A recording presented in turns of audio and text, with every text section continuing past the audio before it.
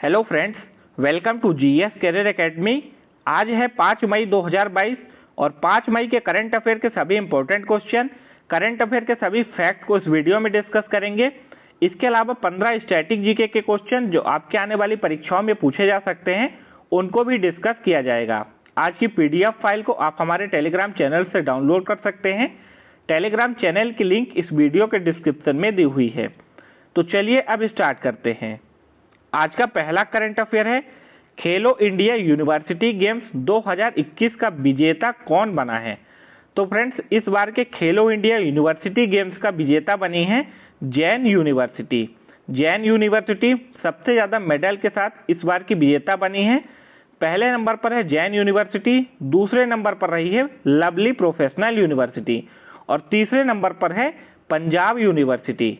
Friends, इस बार के खेलो India university games में 210 यूनिवर्सिटीज़ के लगभग 3,900 से ज़्यादा पार्टिसिपेंट ने भाग लिया है।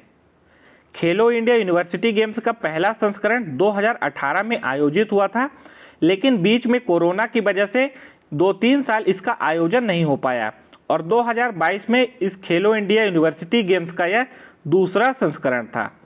आगे और फ्री फैक्ट है, बेंगलुरु की जैन यूनिवर्सिटी ने 32 पदक के साथ खेलो इंडिया यूनिवर्सिटी गेम्स 2022 की विजेता बनी है। इस 32 पदक में इसने 20 गोल्ड मेडल जीते हैं, 7 सिल्वर मेडल है और 5 ब्रॉन्ज मेडल हैं। खेलो इंडिया यूनिवर्सिटी गेम्स का यह दूसरा संस्करण था जिसका आयोजन बेंगलुरु के कांति रावा स्टेडियम में किया गया।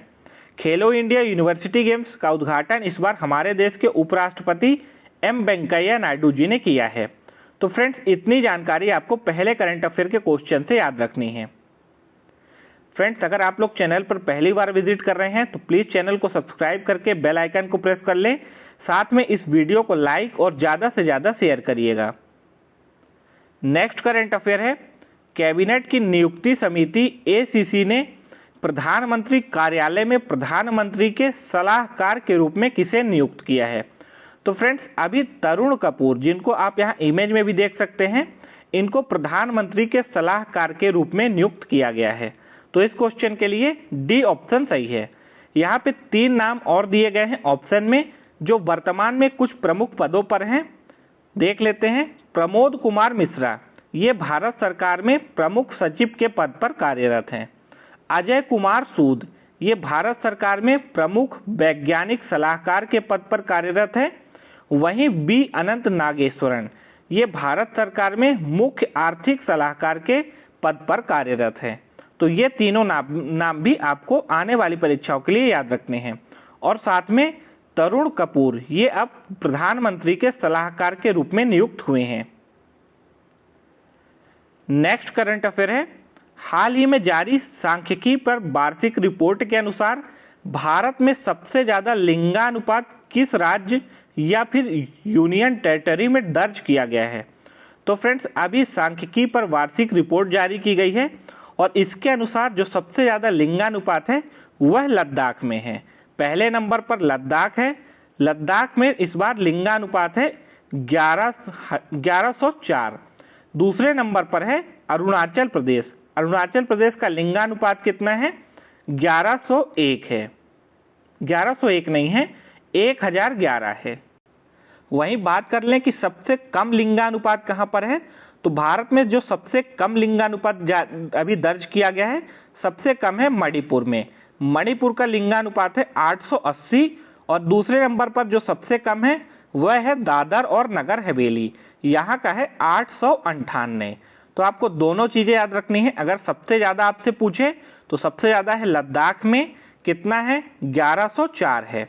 और अगर सबसे कम आपसे पूछे तो सबसे कम है मणिपुर का, यहाँ का है 880। फ्रेंड्स, लिंगानुपात का मतलब होता है जन्म के समय 1000 पुरुषों पर जितनी भी गर्ल चाइल्ड होती हैं उसको हम लोग कहते हैं लिंगानुपात, और इसी में है सबसे पहले नंबर पर लद्दाख। एक क्वेश्चन और जो कई परीक्षाओं में पूछा गया है कि भारत में 2011 की जनगणना के अनुसार भारत का लिंगानुपात कितना है। तो 2011 की जनगणना के अनुसार है भारत का लिंगानुपात 943, यानी 1000 पुरुषों पर 943 महिलाएं दर्ज की गई हैं। 2011 के जनगणना के अनुसार। अगली जनगणना जो 2021 में होनी थी, ये अब पोस्टपोन करके 2022 में की गई है। तो अगली जनगणना अब 2022 में होगी, इसीलिए आपको 2011 का इसका ध्यान रखना है। नेक्स्ट करंट अफेयर है, हाल ही में भारत के राष्ट्रपति रामनाथ कोविंद किस राज्य में आयोजित हो रहे बोडो साहित्य सभा के 61वें वार्षिक सम्मेलन में शामिल हुए हैं? तो फ्रेंड्स, अभी भारत के राष्ट्रपति रामनाथ कोविंद जी असम राज्य में आयोजित हो रहे बोडो साहित्य सभा के 61वें वार्षिक सम्मेलन में शामिल हुए हैं। तो इस क्वेश्चन के लिए सी ऑप्शन सही है। अब ये असम में इस बोडो साहित्य सभा का आयोजन हो रहा है। तो मैप में देखिए असम की लोकेशन। असम की कैपिटल है दिसपुर। असम के प्रेजेंट टाइम में चीफ मिनिस्टर हैं हेमंता बिस्वा शर्मा। असम के गवर्नर हैं जगदीश मुखी। कौन है? जगदीश मुखी। असम से रिलेटेड जो लेटेस्ट के और करंट अफेयर हैं, भारत का पहला शुद्ध हरित हाइड्रोजन संयंत्र अभी असम में शुरू किया गया है। असम में जल मार्ग कॉन्क्लेव 2022 का आयोजन हुआ है। असम के दीमा हसाओ जिले में महापाषाण काल के पत्थर के घड़े मिले हैं। असमिया कवि हैं नीलमणि फुकन। इनको 56वें ज्ञानपीठ पुरस्कार से अभी सम्मानित किया गया है। नदियों में नाइट नेविगेशन मोबाइल ऐप को लॉन्च करने वाला भारत का पहला राज्य बना है असम। अभी असम सरकार ने रतन टाटा जी को असम वैभव पुरस्कार से सम्मानित किया है। ये पुरस्कार इनको किस लिए दिया है? तो रतन टाटा जी असम राज्य में 18 कैंसर केयर रिसर्च सेंटर बनाने जा रहे हैं और इसी के लिए इनको अभी असम सरकार ने असम राज्य का सबसे बड़ा पुरस्कार असम वैभव प्रदान किया है। नेक्स्ट करंट अफेयर है, विश्व प्रेस स्वतंत्रता दिवस यानी वर्ल्ड प्रेस फ्रीडम डे निम्न में से किस दिन मनाया जाता है? तो फ्रेंड्स, हर साल 3 मई को विश्व प्रेस स्वतंत्रता दिवस को मनाया जाता है। तो इस क्वेश्चन के लिए डी ऑप्शन सही है। प्रेस की स्वतंत्रता और मौलिक मानव अधिकारों के रूप में अभिव्यक्ति की स्वतंत्रता के बारे में जागरूकता बढ़ाने के लिए हर साल 3 मई को विश्व प्रेस स्वतंत्रता दिवस को मनाया जाता है। इसकी शुरुआत हुई थी 1993 में और शुरुआत किसने की थी? संयुक्त राष्ट्र महासभा ने। नेक्स्ट करंट अफेयर है, केंद्रीय गृह मंत्री अमित शाह ने नेशनल इंटेलिजेंस ग्रिड यानी नेट ग्रिड का कैंपस का उद्घाटन कहाँ किया है? तो अभी हमारे देश के केंद्रीय गृह मंत्री अमित शाह जी के द्वारा बेंगलुरु शहर में नेशनल इंटेलिजेंस ग्रिड कैंपस का उद्घाटन किया गया है। तो इस क्वेश्चन के लिए डी ऑप्शन सही है। आप यहाँ पिक में भी देख सकते हैं जहाँ पर उद्घाटन सेरेमनी हुई है और यहाँ पे हैं हमारे देश के गृह मंत्री श्री अमित शाह जी। अब ये नेट ग्रिड क्या है? तो भारत की सुरक्षा एजेंसियों को आतंक के खिलाफ मजबूती से लड़ाई लड़ने के लिए जो मेन इंफॉर्मेशन और डाटा प्रोवाइड करनी होगी वह इस नेट ग्रिड के माध्यम से प्रोवाइड की जाएगी। तो ये जो नेट ग्रिड है ये भारत को आतंक की लड़ाई लड़ने में मजबूती प्रदान करेगा। इसमें सभी भारत की 11 जो राष्ट्रीय एजेंसियां हैं और साथ में राज्य सरकारों की जो सुरक्षा एजेंसियां हैं उन सभी को इससे मदद मिलेगी। नेक्स्ट करंट अफेयर है, हाल ही में advance towed artillery gun system का सफल परीक्षण कहाँ किया गया है? तो अभी advance towed artillery gun system इसका सफल परीक्षण हुआ है राजस्थान के जैसलमेर के पोखरण फायरिंग रेंज में। तो इस क्वेश्चन के लिए सी ऑप्शन सही है। नेक्स्ट करंट अफेयर है, विश्व का पहला taxi flying airport urban air 1 वर्टीपोर्ट कहाँ बनाया गया है? तो अभी इंग्लैंड में विश्व का पहला फ्लाइंग एयरपोर्ट जिसका नाम है अर्बन एयर 1 वर्टीपोर्ट बनाया गया है। तो इस क्वेश्चन के लिए बी ऑप्शन सही है। आप यहाँ इमेज में देख सकते हैं इसकी एक पिक है जो कि एक टैक्सी फ्लाइंग एयरपोर्ट है। ये है अर्बन एयर 1 वर्टीपोर्ट, ये बना है इंग्लैंड में और ये विश्व का पहला ऐसा फ्लाइंग एयरपोर्ट है। नेक्स्ट करंट अफेयर है, कांस फिल्म महोत्सव 2022 में किस देश को ऑफिशियल कंट्री ऑफ ऑनर के रूप में चुना गया है? इम्पोर्टेंट करंट अफेयर आने वाले एग्जाम के लिए, क्योंकि इस बार के कांस फिल्म महोत्सव 2022 में अपने देश भारत को ऑफिशियल कंट्री ऑफ ऑनर के रूप में चुना गया है। तो इस क्वेश्चन के लिए डी ऑप्शन सही है। हर साल फ्रांस के शहर कांस में ये कांस फिल्म महोत्सव आयोजित किए जाते हैं। और फ्रेंड्स, इस बार कांस फिल्म महोत्सव का यह 75वां संस्करण है। और आप सभी को पता होगा कि हमारा देश भारत आज़ादी के अमृत महोत्सव का यह 75वां साल मना रहा है। तो ये दोनों चीज़ें एक साथ पड़ रही हैं। इस कांस फिल्म महोत्सव का यह 75वां संस्करण है और हमारा देश भारत भी इस साल 75वां आज़ादी का अमृत महोत्सव मना रहा है। इसीलिए इस बार official country of honour Cannes film महोत्सव 2022 में भारत को चुना गया है। तो इसको आप लोग जरूर याद रखिएगा, आने वाले सभी परीक्षाओं के लिए इंपॉर्टेंट है। नेक्स्ट करंट अफेयर है, किस बैंक ने सूक्ष्म लघु एवं मध्यम उद्योगों यानी एमएसएमईज का फुल फॉर्म होता है micro small and medium enterprises के लिए open for all digital ecosystem को लॉन्च किया है। तो अभी आईसीआईसीआई बैंक के द्वारा सूक्ष्म लघु एवं मध्यम उद्योगों के लिए ओपन फॉर ऑल इस नाम से एक डिजिटल इकोसिस्टम को लॉन्च किया गया है। तो इस क्वेश्चन के लिए सी ऑप्शन सही है। अब इसको आईसीआईसीआई बैंक ने शुरू किया है। तो आईसीआईसीआई बैंक, इसका मुख्यालय है गुजरात के बड़ोदरा शहर में। आईसीआईसीआई बैंक के अध्यक्ष हैं Girish Chandra Chaturvedi. MD and CEO है संदीप बख्शी। आईसीआईसीआई बैंक का टैगलाइन है हम है ना ख्याल आपका। ये है इसका टैगलाइन है हम है ना ख्याल आपका। तो फ्रेंड्स, ये थे 5 मई के सभी इंपॉर्टेंट करंट अफेयर। इसके बाद स्टैटिक जीके के कुछ इंपॉर्टेंट क्वेश्चन। पनिहारी किस राज्य का प्रमुख लोक नृत्य है? तो पनिहारी ये राजस्थान राज्य का प्रमुख लोक नृत्य है। अभ्रक को इंग्लिश में बोलते हैं माइका का सबसे बड़ा उत्पादक देश कौन सा है? चीन। दिल्ली चलो का नारा किसने दिया था? ये नारा दिया था सुभाष चंद्र बोस ने। प्रथम बार अर्जुन पुरस्कार किस वर्ष दिया गया था? तो अर्जुन पुरस्कार इसकी शुरुआत हुई थी 1961 में।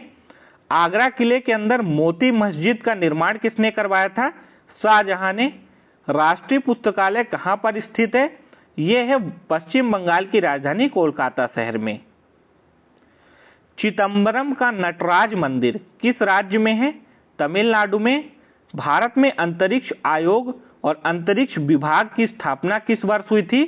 तो इसकी स्थापना हुई थी 1972 में। साथ में ये भी याद रखिएगा कि इसरो की स्थापना भारत में कब हुई थी? तो 15 अगस्त 1969 को भारत में इसरो की स्थापना की गई थी। 7वां संवैधानिक संशोधन 1956 किससे संबंधित है? तो 7वां संवैधानिक संशोधन ये भाषाई आधार पर राज्यों के पुनर्गठन से संबंधित है। भारत का पहला राज्य जो कि भाषाई आधार पर गठित हुआ था उसका नाम है आंध्र प्रदेश। तो ये क्वेश्चन भी कई एग्जाम में पूछा गया है। भारतीय संविधान में संघ व्यवस्था किस देश से लिया गया है? तो यह कनाडा देश से लिया गया है। इंग्लिश चैनल को तैरकर पार करने वाले प्रथम भारतीय कौन थे? इनका नाम है मिहिर सेन, जिन्होंने इंग्लिश चैनल को तैरकर पार किया था। मानव गुर्दे में बनने वाली पथरी किससे बनी होती है? तो जो किडनी में स्टोन बनता है ये बना होता है कैल्शियम ऑक्सलेट का। सर्वप्रथम इंसानों में वर्णधाता यानी अंधापन का वर्णन किसने किया था?